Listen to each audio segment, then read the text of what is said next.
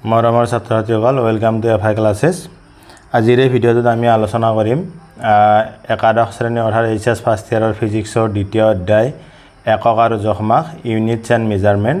আমাৰ একক আৰু জখ মাপ বুলিও থাকে কিছুমান কিতাপত আৰু কিছুমান কিতাপত জখ মাপ বুলিও আছে গতিকে ইউনিট এণ্ড মেজাৰমেণ্ট গতিকে ভিডিঅ'টো আৰম্ভ কৰাৰ আগতে তোমালোকক দুটামান ইম্পৰ্টেণ্ট কথা কৈ দিওঁ যে আমাৰ ল'ৰা ছোৱালীৰ মনত এটা ভুল ধাৰণা থাকে যে ফাৰ্ষ্ট ইয়াৰটো বেছি তেওঁলোকে গুৰুত্ব সহকাৰে নপঢ়ে যিসকল ছাত্ৰ ছাত্ৰীৰ মনত এই ধাৰণাটো আছে তেওঁলোকক কৈছোঁ যে তোমালোকে যদি আফটাৰ হায়াৰ ছেকেণ্ডাৰী নিট বা জেডাবলি বা যিকোনো যদি কম্পিটিটিভ এক্সাম তোমালোকে ক্লিয়াৰ কৰিব লগা হয় তেনেহ'লে তোমাৰ হায়াৰ ছেকেণ্ডাৰী ফাৰ্ষ্ট ইয়াৰ আৰু ছেকেণ্ড ইয়াৰ গোটেইখিনি চিলেবাছে তোমালোকে চাব লাগিব এতিয়া চোৱা তোমালোকে যদি ফাৰ্ষ্ট ইয়াৰটো গুৰুত্ব সহকাৰে নপঢ়া তেনেহ'লে তোমালোকে নিট বা জেডাবলি এনেধৰণৰ এক্সামবোৰ ক্লিয়াৰ কৰিব নোৱাৰিবা তোমালোকে প্ৰতিটো বিষয়ে ফিজিক্স কেমেষ্ট্ৰি মেথছ বায়'লজি প্ৰতিটো বিষয়ে ফাৰ্ষ্ট ইয়াৰৰ পৰা গুৰুত্ব সহকাৰে পঢ়িব লাগিব আৰু প্ৰতিটো বিষয়ৰ প্ৰতিটো অধ্যায়ৰ প্ৰতিটো টপিকে তোমালোকে ভালদৰে বুজি ল'ব লাগিব তেতিয়াই তোমালোকৰ ফিউচাৰত লাভ হ'ব এতিয়া চোৱা যেনে আমাৰ ইয়াত তোমাৰ একক আৰু জখ মাপ এইটো দ্বিতীয় অধ্যায় ফাৰ্ষ্ট পাৰ্টৰ ফাৰ্ষ্ট ইয়াৰৰ যে ইয়াৰ আমাৰ ধৰ এককবিলাক কি আছে বা জখ মাপ কেনেকৈ নিৰ্ণয় কৰা হয়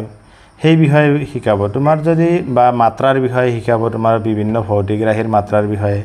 যদি তুমি এই ফাৰ্ষ্ট ইয়াৰত মাত্ৰা ওলোৱাটো যদি ভালদৰে নিশিকা ডাইমেনশ্যন যিটো ডিৰাইভ কৰা হয় সেই ডাইমেনশ্যন ওলোৱা যদি ভালদৰে নিশিকা তেনেহ'লে তোমালোকে ছেকেণ্ড ইয়াৰত ডাইমেনশ্যনটো উলিয়াব নোৱাৰিবা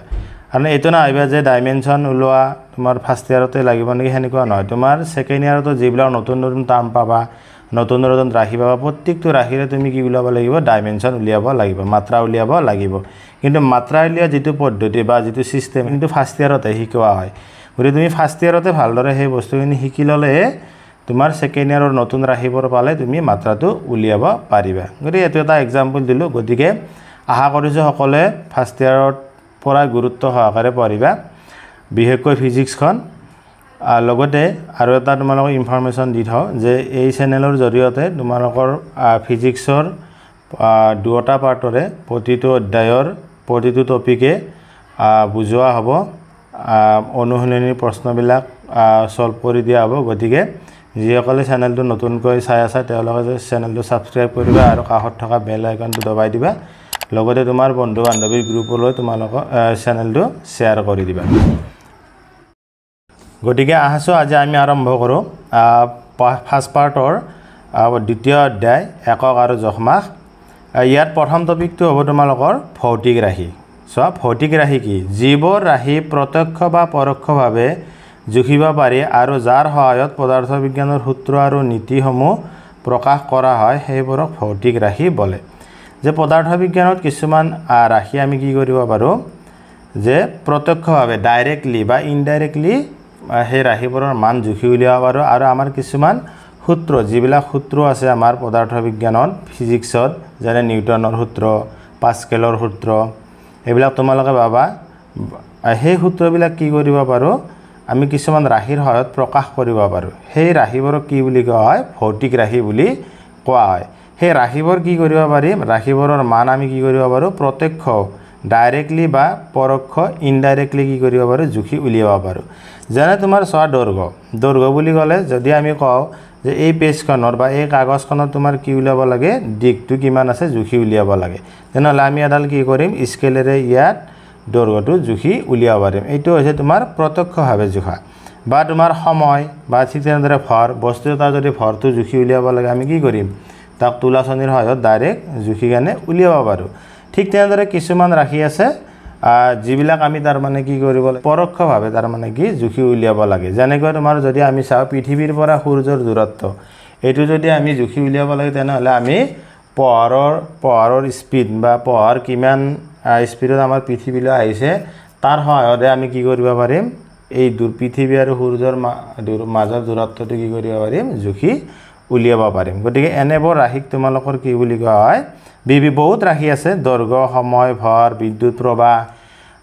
আধান এইবিলাক বহুত ৰাশি আছে গতিকে সেই ৰাশিবোৰক একেলগে কি বুলি কোৱা হয় ভৌতিক ৰাশি বুলি কোৱা হয় এতিয়া চোৱা ভৌতিক ৰাশিৰ প্ৰকাৰ আমাৰ ভৌতিক ৰাশি দুই প্ৰকাৰৰ আছে প্ৰথমটো হৈছে তোমাৰ মৌলিক বা আধাৰ ৰাশি ফান্ডামেন্টেল অৰ বেস কোয়ান্টিটি চোৱা কি যিবোৰ ভৌতিক ৰাশিয়ে প্ৰকাশ কৰা ধাৰণা আন ভৌতিক ৰাশিৰ ওপৰত নিৰ্ভৰশীল নহয় অৰ্থাৎ পৰস্পৰ নিৰপেক্ষ সেইবোৰ ৰাশিক মৌলিক ৰাশি বলে কি কৈছে যে যিবোৰ ভৌতিক ৰাশিয়ে প্ৰকাশ কৰা ধাৰণা আন ভৌতিক ৰাশিৰ ওপৰত নিৰ্ভৰশীল নহয় যেনে তোমাৰ মই উদাহৰণৰ সহায়ত বুজাই দিছো যেনে আমাৰ দৈৰ্ঘ্যৰ কথা কলো যেতিয়া আমি দৈৰ্ঘ্যৰ কথা কম কোনো এটা বস্তুৰ দিক জোখাৰ কথা কম আমি তেতিয়া আন কোনো ৰাশিৰ ওপৰত তাক নিৰ্ভৰ কৰিব নালাগে বা আন ৰাশি বুলি কওঁতে ভৰ সময় এইবোৰৰ ওপৰত নিৰ্ভৰ কৰিব নালাগে ঠিক তেনেদৰে আমি যদি ভৰৰ কথা কওঁ তেনেহলে আমাৰ কি তুমি যেতিয়া বস্তু এটাৰ ভৰ জুখিবা তেতিয়া তুমি আন কোনো ৰাশিৰ ওপৰত আন কোনো ৰাশি মানে ধৰ দৈৰ্ঘ্যৰ ওপৰত সময়ৰ ওপৰত বিদ্যুৎ প্ৰবাহৰ ওপৰত এইবোৰৰ ওপৰত তুমি কি কৰিব নালাগে নিৰ্ভৰ কৰিব নালাগে হেনেবোৰ ৰাশিক কি বুলি কয় মৌলিক ৰাশি বা আধাৰ ৰাশি বুলি কয় এতিয়া এই মৌলিক ৰাশি আমাৰ কিমানটা আছে 7টা আছে মই ইয়াত লিখিলো দৈৰ্ঘ্য ভৰ সময় বিদ্যুৎ প্ৰবাহ বা কিছুমানৰ অকল প্ৰবাহ বুলিও লিখা আছে তাৰ পিছত উষ্ণতা তাৰ পিছত তোমাৰ দ্ৰব্যৰ পৰিমাণ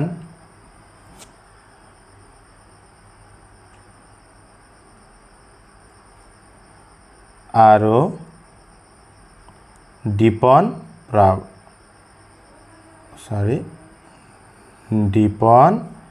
প্ৰাবল্য হৈছে আৰু এই 7টা কি আছে তোমাৰ মৌলিক বেস ফান্ডামেন্টাল কোয়ান্টিটি আছে এটা হৈছে দৈৰ্ঘ্য এটা ভৰ সময় বিদ্যুৎ প্ৰবাহ উষ্ণতা দ্ৰব্যৰ পৰিমাণ আৰু দীপন প্ৰাবল্য গৰে এই 7টা হৈছে তোমাৰ কি মৌলিক বা আধাৰ ৰাশি এই 7টা ৰাশি দ্বাৰা আমি এতিয়ালৈকে যিমান তোমালোকে পঢ়ি আহিছা বিভৱ ভেদ তোমাৰ আধান তাৰ উপৰি তোমাৰ ত্বৰণ বেগ দ্ৰুতি এই যিমানখিনি তোমালোকে পঢ়ি আহিছা এই 7টাৰ কোনো দুটা বা তিনিটা লগ লাগিয়ে সেই ৰাশিবোৰ আমি পাইছো গতিকে আমাৰ মনত ৰাখিবা তোমাৰ মৌলিক ৰাশি কেইটা আছে 7টা আছে হেয়া হৈছে দৈৰ্ঘ্য লেন্থ ভৰ মাস সময় টাইম বিদ্যুৎ প্ৰবাহ ইলেক্ট্ৰিক কাৰেন্ট উষ্ণতা টেম্পাৰেচাৰ দ্ৰব্যৰ পৰিমাণ এমাউন্ট অফ সাবস্টেন্স আৰু দীপন প্ৰাবল্য লুমিনাস ইন্টেন্সিটি বুলি কোৱা হয় এটো গতিকে এই চোৱা আমাৰ এইখিনি তোমালোকে জানাই দৈৰ্ঘ্য ভৰ সময় বিদ্যুৎ প্ৰবাহ উষ্ণতা এইবিলাক দ্ৰব্যৰ পৰিমাণ এইখিনি দীপন প্ৰাবল্য হৈছে তোমাৰ যে ধৰ আমাৰ লাইট জ্বলি আছে লাইটটো তাৰ মানে কিমান মানে পোহৰটো কিমান দি আছে তাৰ পোহৰৰ ক্ষমতাটো কিমান ইন্টেন্সিটি সেই বস্তুটো তোমাৰ দীপন প্ৰাবল্য বুলি কোৱা হয় এতিয়া চাবা নেক্সট আমাৰ 2 নম্বৰ আছে তোমাৰ যৌগিক ৰাশি ডিৰাইভ কোয়ান্টিটি মৌলিক ৰাশিবোৰৰ সহায়ত প্ৰকাশ কৰা আন ভৌতিক ৰাশিবোৰক যৌগিক ৰাশি বলে কি কৈছে এই যে ওপৰত আমি 7টা মৌলিক ৰাশি পালো এই মৌলিক ৰাশি কেইটা লগ লগাই কি কৰিব পাৰি যিবিলাক ৰাশি পোৱা যায় আন ৰাশি সেইবিলাকক তোমাৰ যৌগিক ৰাশি বুলি কোৱা হয় জানে তোমাৰ সোৱা আমি পাইছো দ্ৰুতি সমান কি দূৰত্ব ডিভাইডেড বাই সময় সোৱা ইয়াত দূৰত্ব বুলি ক'লে তোমাৰ কি হয় দৈৰ্ঘ্যকে বুজায় গতিকে দূৰত্বটো এটা তোমাৰ কি মৌলিক ৰাশি আৰু সময়টো মৌলিক ৰাশি গতিকে তোমাৰ এই দূৰত্ব আৰু সময় লগ লাগি কি হৈছে তোমাৰ দ্ৰুতি হৈছে গতিকে এই দ্ৰুতিটো হৈছে কিন্তু যৌগিক ৰাশি ঠিক তেনেদৰে আমি যদি ত্বৰণৰ কথা ভাবো ত্বৰণ মানে হৈছে বেগৰ পৰিৱৰ্তন ডিভাইডেড বাই সময় হল এতিয়া চোৱা এই আমাৰ বেগৰ পৰিৱৰ্তন বেগৰ সূত্ৰটো আমাৰ কি আহে হৰণ ডিভাইডেড বাই সময়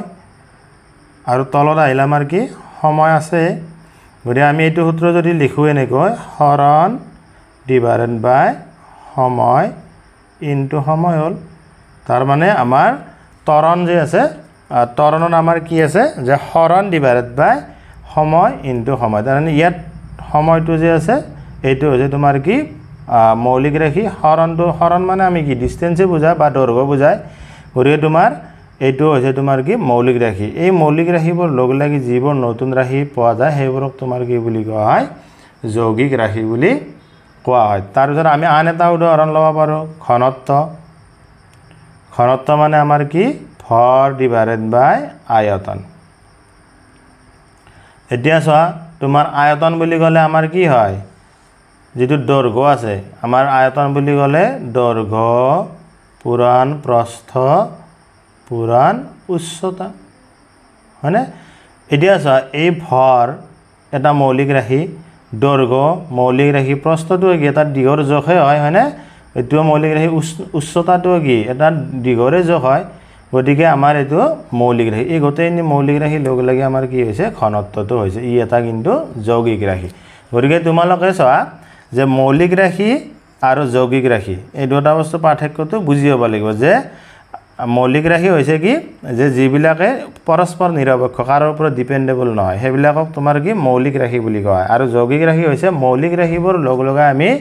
যিবিলাক ৰাশি পাওঁ নতুন ৰাশি সেইবিলাকক যৌগিক ৰাশি বুলি কয় যেনে তোমালোকে এনে চোৱা মেথছত তোমালোকে পাইছা 0 1 2 3 4 5 6 7 8 9 এই 10টা কি আছে আমাৰ অংক আছে এই 10টা অংক লগ লগাই আমাৰ বিভিন্ন সংখ্যা আমি লিখি আছো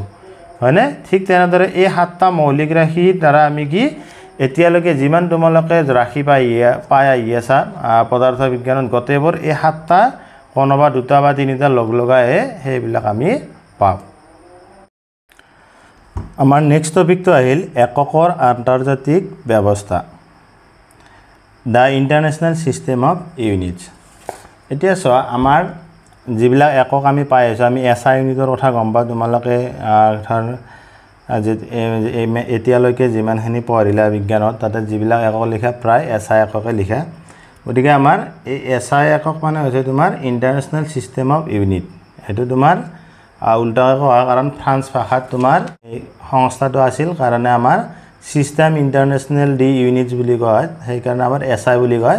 কিন্তু এনে আমাৰ ইণ্ডিয়ান ইংলিছত যদি কোৱা আমি ইন্টাৰনেশ্যনেল সিস্টেম অফ ইউনিট এতিয়া চোৱা এই এসআই একক বা এসআই আন্তৰ্জাতিক একক ব্যৱস্থা নোহোৱাৰ আগতে কি হৈছিল আমাৰ যে বিভিন্ন দেশত এককবিলাক কি বিভিন্ন ধৰণৰ আছিল মানে আগৰ কালত কি হৈছিল বিভিন্ন দেশৰ বিজ্ঞানীবিলাকে কি কৰিছিল জোখমাখৰ বাবে কি কৰিছিল বিভিন্ন ধৰণৰ একক ব্যৱহাৰ কৰিছিল গতিকে ধৰ আমেৰিকাত বেলেগ একক ব্যৱহাৰ হৈছে তোমাৰ জাৰ্মানত বেলেগ হৈছে ইণ্ডিয়াত বেলেগ একক ব্যৱহাৰ হৈছে গতিকে আমাৰ যদি ইণ্ডিয়াৰ পৰা ধৰ আমেৰিকালৈ যায় বা আমেৰিকাৰ মানুহ যদি জাৰ্মানত গৈছে তেতিয়াহ'লে কি হয় প্ৰব্লেম ক্ৰিয়েট হয় বস্তুবোৰৰ জোখমাখ কৰাত সেইকাৰণে তোমাৰ কি হৈছে এটা আন্তৰ্জাতিক একক ব্যৱস্থা ইন্টাৰনেশ্যনেল সিস্টেম অফ ইউনিটস নামৰ এটি সংস্থা তাৰ মানে কি হৈছে সংস্থাই সেই ইউনিটবিলাক কি কৰে নিৰ্ধাৰণ কৰে আৰু সেই ইউনিটটোৱে গোটেই পৃথিৱীতে কি কৰা হয় বহুলভাৱে ব্যৱহাৰ কৰা হয় এতিয়া চোৱা আমাৰ যেতিয়া এসআই সিস্টেম নাছিলে বা এসআই ইউনিটবোৰ নাছিলে তাৰ আগতে আমাৰ কি আছিলে যে আমাৰ সিজিএস একক আছিলে সিজিএস একক এটো হৈছে তোমাৰ কি সেন্টিমিটাৰ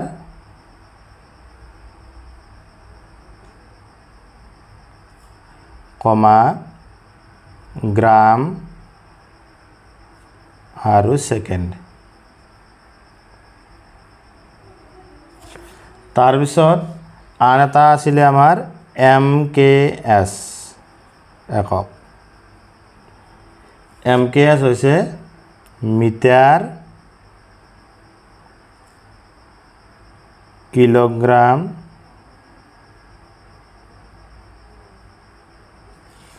আৰু সেকেন্ড তাৰ পিছত আন এটা হেতু হৈছে এফপিএস একক এটো হৈছে তোমাৰ ফুট পাউণ্ড আৰু সেকেন্ড হৈছে সোয়া আমাৰ সিজিএস একক সেন্টিমিটাৰ গ্ৰাম আৰু সেকেন্ড সেন্টিমিটাৰ আমাৰ কি দৈৰ্ঘ্যৰ একক গ্ৰামটো হৈছে ভৰৰ আৰু এটো সময়ৰ ঠিক তেনেদৰে এমকেএছত মিটাৰ কিলোগ্ৰাম সেকেন্ড ইয়াতো মিটাৰটো তোমাৰ দৈৰ্ঘ্যৰ একক কিলোগ্ৰামটো ভৰৰ আৰু সেকেন্ডটো সময়ৰ ঠিক তেনেদৰে আমাৰ ব্ৰিটিছসকলে কি FPS একক ব্যৱহাৰ কৰিছিল এফত তোমাৰ ফুট পিট পাউণ্ড আৰু এছত সেকেন্ড গতিকে চোৱা ব্ৰিটিছসকলে আমি দৈৰ্ঘ্যটো কি কৰি আমাৰ ইণ্ডিয়াত কি কৰিছিল ধৰ CGS একক ব্যৱহাৰ হৈছিল হোৱাৰ কাৰণে সেন্টিমিটাৰ লিখিছোঁ কিন্তু আমাৰ ব্ৰিটিছসকলে বা ইংলেণ্ডত ফুট ব্যৱহাৰ কৰিছিল ঠিক তেনেদৰে আমি যেনেকৈ গ্ৰাম কিলোগ্ৰাম ব্যৱহাৰ কৰিছিলোঁ ঠিক তেনেদৰে ব্ৰিটিছত পাউণ্ড ব্যৱহাৰ হৈছিল গতিকে এইখিনি তোমালোকে চাই থবা কেতিয়াবা সুধি দিব পাৰে CGS MKS আৰু FPS ৰ ফুল ফৰ্মটো গতিকে এইখিনি লিখিলে হৈ যাব তাৰ পিছত আমাৰ আহিল কি SI একক হৈছে ইন্টাৰনেশ্যনেল সিস্টেম অফ ইউনিটস হৈছে নাইবা আমাৰ এই বস্তুটো এসা আমাৰ কেতিয়াবা পাজুল লাগে ইয়াত আই আছে হ'ব লাগিল এসা এটো আমাৰ ফ্ৰান্স ভাষাত তাৰ মানে ফ্ৰান্স ভাষাৰ আমাৰ সিস্টেমটো এনেকৈ লিখা হয় তাৰ মানে সিস্টেম ইন্টাৰনেশ্যনেল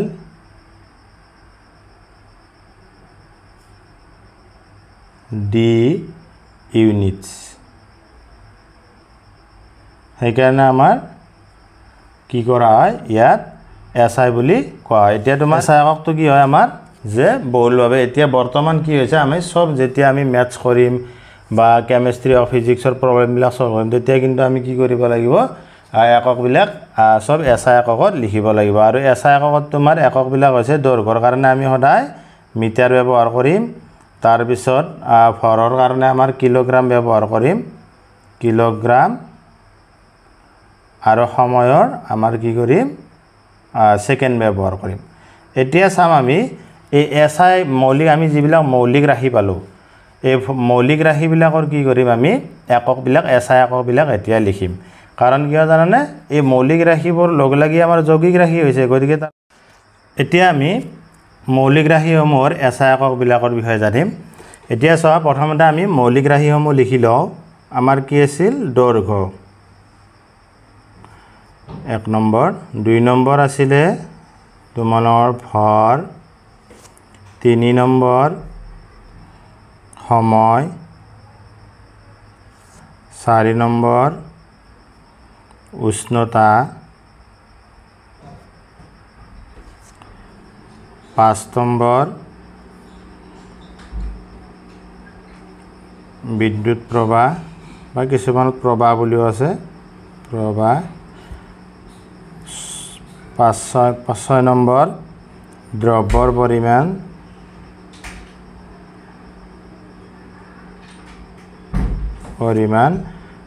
7 নম্বৰ হৈছে তোমাৰ দীপন প্ৰাবল্য হৈছে এতিয়া চোৱা আমি দৈৰ্ঘ্যৰ এসআই একক হৈছে তোমাৰ কি মিটাৰ আৰু ইয়াক আমাৰ সৰু হাতৰ এবাখাৰৰ দ্বাৰা ইণ্ডিকেট কৰা হ'ব বা লিখা হ'ব ভৰৰ আমাৰ কিলোগ্ৰাম আমাৰ ইয়াত কেজি বুলি লিখা হ'ব সময়ৰ সেকেন্ড এসআই একক এস বুলি লিখা হ'ব উষ্ণতা কেলভিন উষ্ণতা এসআই একক কেলভিন কে বুলি লিখা হ'ব তাৰ পিছত বিদ্যুৎ প্ৰবাহৰ এসআই একক এম্পিয়াৰ কেপিটেল লেটাৰ এ দ্বাৰা বুজোৱা হ'ব তাৰ পিছত দ্ৰৱৰ পৰিমাণৰ এসআই একক আছে মোল মল বুলি কওঁ আমি তাৰ পিছত তোমাৰ দীপন প্ৰাবল্যৰ এসআই ইউনিটটো হৈছে তোমাৰ কি কেণ্ডেলা ইয়াক সৰু হাতৰ সি ডি আখৰৰ দ্বাৰা লিখা হয় গতিকে চোৱা এই 7টা তোমাৰ মৌলিক ৰাশিৰ এসআই একক আমি ইয়াক মৌলিক একক বুলিও ক'ব পাৰোঁ মৌলিক একক গতিকে যেহেতু আমাৰ 7টা মৌলিক ৰাশি আছে গতিকে আমাৰ মৌলিক একক 7টাই হ'ব গতিকে দৈৰ্ঘ্যৰ কাৰণে মিটাৰ আমাৰ সৰু হাতৰে আমাৰ সাৰৰ দ্বাৰা লিখিম ভৰৰ বাবে কিলোগ্ৰাম কেজি লিখিম সময়ৰ বাবে সেকেন্ড এস লিখিম উষ্ণতাৰ এসআই একক কেলভিন কে বিদ্যুৎ প্ৰবাহৰ এম্পিয়াৰ কেপিটেল লেটাৰ এ লিখিম দ্ৰব্যৰ পৰিমাণ মোল আমি যেতিয়া ইউনিটত লিখিম MOL বুলি লিখিম আৰু ডিপন পাবলৰ ক্যান্ডেলা আমি CD বুলি লিখিম গতিকে এই সাতটা হৈছে তোমালোকৰ কি যে মৌলিক একক ইয়াৰ উপৰিও আমাৰ দুটা আন একক আছে তোমালোকে সেই দুটাৰ বিষয়ে জানি থব লাগিব যে হেয়া হৈছে আন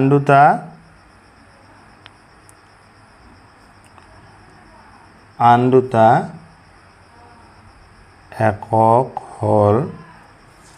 তোমাৰ এক নম্বৰটো হৈছে সমতলীয়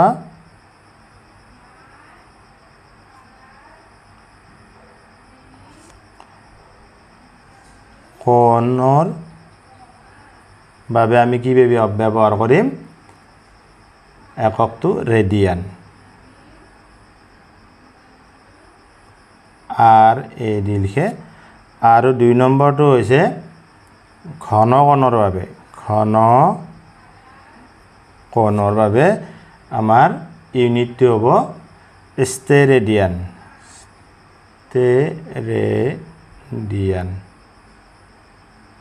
আমি ইয়াৰ সংক্ষেপতে SR বুলি লিখিম সমতলীয় কোণৰ বাবে ৰেডিয়ান আৰু ঘন কোণৰ বাবে ষ্টেৰেডিয়ান এই দুটা কিন্তু মাত্ৰাহীন ৰাশি এই দুটা বস্তু মনত ৰাখিবা তোমালোকে মাত্ৰাহীন ৰাশি পৰীক্ষাত তোমাৰ সুধিব পাৰে দুটা মাপা এটা মাত্ৰাহীন ৰাশিৰ নাম লিখা গতিকে তোমাৰ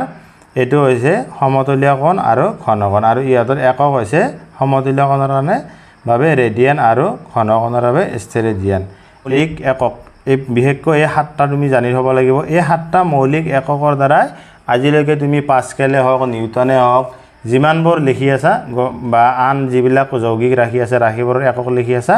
এই সাতটাৰ জৰিয়তে আমি লিখি আছো গতিকে এইখিনি আছিল আজিৰ ভিডিঅ'ত